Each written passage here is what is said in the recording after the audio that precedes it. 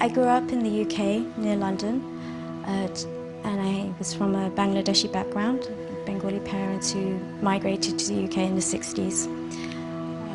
I was culturally Muslim, but not a practicing Muslim until 2001. I did see a lot of abuse when it came to how men treated women in our community. It was pretty disgusting, and I said from a young age that I was just going to escape it. It's always the woman's fault. Whenever the man wants to beat up the woman deserved it. Even the women were saying that. And it was just like tiring. I felt like Islam was going to be a solution for all of these problems, societal problems and cultural problems. So as a teenager, I moved to a new school in East London, Essex area, and that's where I became radicalized. The social circle that I surrounded myself with and the environment had very conservative Muslim values, and if you didn't comply, you would be judged negatively and teased or rejected or shunned. And at 17, I really did have the desire. I wanted to be a good person. I wanted God to love me because I didn't feel loved by anybody else. And my circle of friends were very practicing Muslim girls, and I liked them a lot. They were very sweet, so I complied to their culture. But I gradually became radicalized, and I accepted their arguments when it came to politics and foreign policy.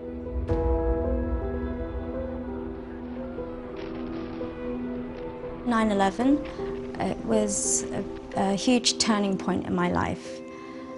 It made me aware of political Islam versus Western politics. حديثي هذا لكم عن الطريقة المثلى لتجنب مهاجم الأخرى. From what I understood, Bin Laden was a hero. And you know, when he spoke, he seemed so genuine. I resonated with Bin Laden's call to arms. It was about retaliation and why all the reasons, so many reasons why the Muslim community has to become united and independently strong and fight back. So we saw it as a battle. We perceived non-Muslims as their enemies. So my state of mind at the time when I was looking for a husband was to have someone who supported the jihad.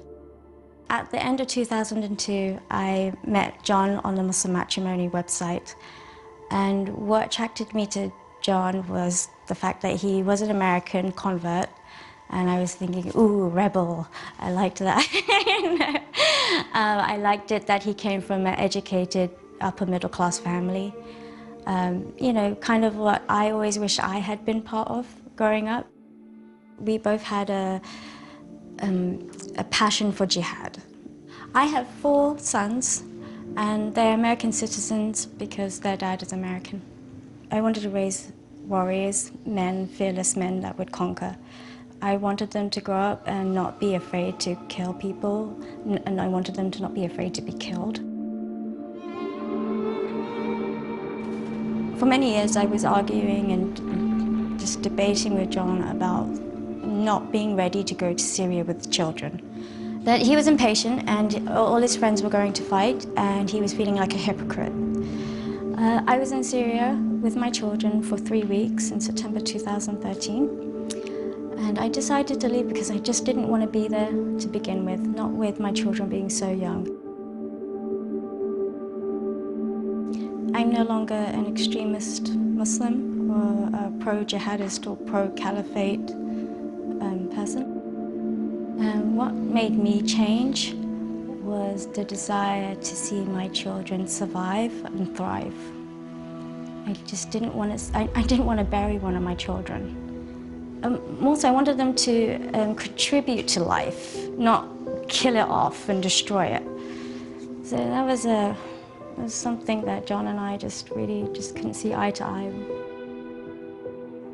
As much as I admired Bin Laden back in the day in 2001, I now realized that we were being exploited and used as cannon fodder, or, you know, like calling the men to, you know, abandon their families and go fight, and women were, you know, just like, our purpose was to be baby-making machines, to have a population that can later pay taxes. I'm living proof that people can change and turn around their way of thinking. And that's one of the reasons why I came out with my story. I feel like young people are so easily, they're vulnerable and easy to exploit for causes. Especially if they come from hostile environments where, you know, they're not taught pacifism and peace and you know, diplomacy. And I wish that I had been taught empathy and mercy, not punishment and degradation by my parents. The tools, I wish I had the tools in life from a young age that I had to figure out just a few years ago.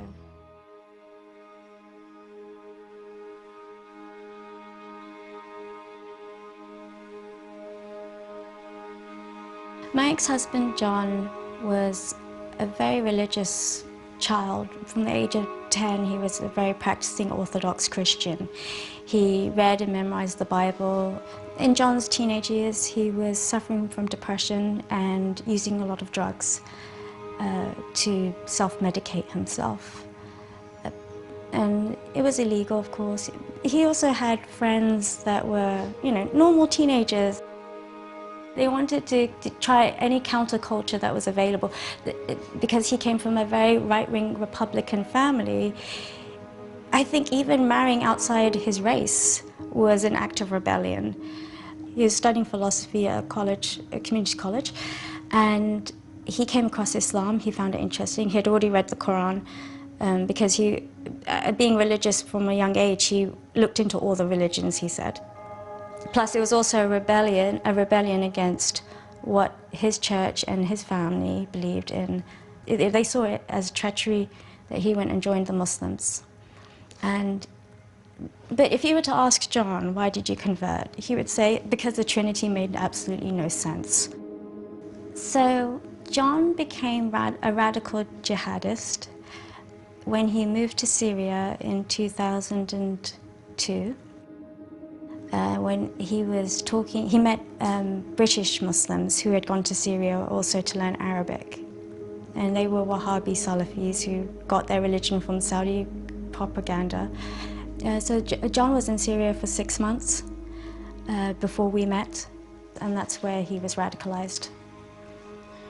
So what I liked about John and what attracted me to him was we both had a passion for jihad. And he became even more radicalized when, after we got married, I introduced him to my friends and their husbands. And then, so we came to America still unbelieving in the jihad and that the wars in Afghanistan and Iraq were wrong. And then he started watching more and more bin Laden videos. And so he was still radical, but there was nobody feeding it to him in America. He was learning it from websites. So I was grooming my son from the time he could walk and talk for jihad, and I wanted to raise warriors, men, fearless men that would conquer the world, but I knew that they needed to be very intelligent and outsmart their enemies to do so. I wanted them to grow up and not be afraid to kill people, and I wanted them to not be afraid to be killed. Occasionally, my ex-husband would take my eldest to the desert with the neighbors who were pro-Al-Qaeda, pro-Jihad, and they would go shooting with their AKs just for practice shooting. But that's the most training my own son got. So without me knowing, John joined ISIS. He had given the Pledge of Allegiance to Abu Bakr al-Baghdadi. And he was a propagandist. All the while surrendering themselves to Allah's command by waging jihad against the enemies of his religion. John's purpose was making people pro-jihad, understanding the reasons we need jihad and why it's like absolutely obligatory in the time and day we're living in. On February 13th, 2015, I got a divorce from John, an American divorce. I'm no longer an extremist Muslim or a pro-jihadist or pro-caliphate person. I tell my children that their dad's involved in a war far away. I compare it to Star Wars. So I tell my children that their dad joined the dark side of the Force and that I was part of the dark side of the Force, but now I've come out of it. Because of me and my ex-husband, because of the wrong choices that we made, we put our children in danger. And I just always want them to know that I'm very sorry for the wrong that I did.